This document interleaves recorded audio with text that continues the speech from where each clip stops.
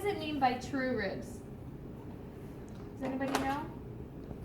The ones that aren't floating? Right, so there's such thing as floating ribs down here, and true ribs, which are attached to the cartilage that attach to your sternum.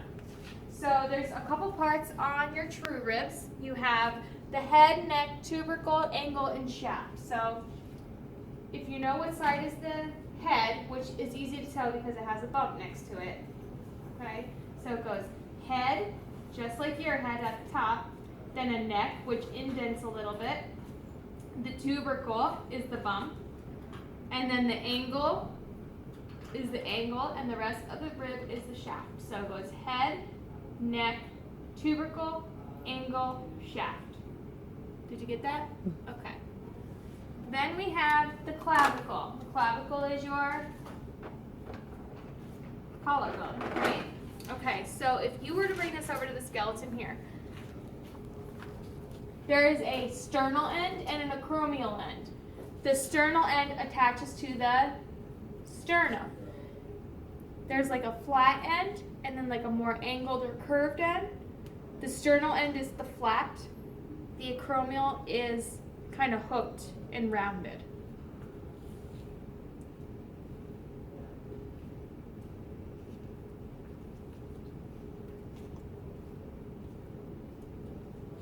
And the acromial end is going to hook into the scapula, which is right here, the shoulder blade, and it hooks to the acromion process of the scapula, but we're going to go over that. Then you have your scapula, which is your shoulder blade. You have how many? Two.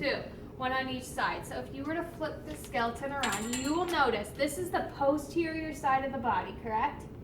The spine sticks out. This indentation is where the humerus fits in. This is called the glenoid cavity or glenoid fossa. All right, so looking at this. This is a right shoulder blade. We have acromion. That's the large hook that comes off of the spine. This is the spine. The glenoid fossa, also known as the glenoid cavity, is the indentation right here. That is where the humerus fits in.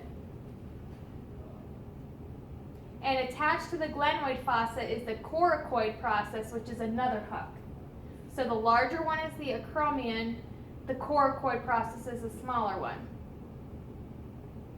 And then as you go back posterior, you have the spine. It's easy to remember.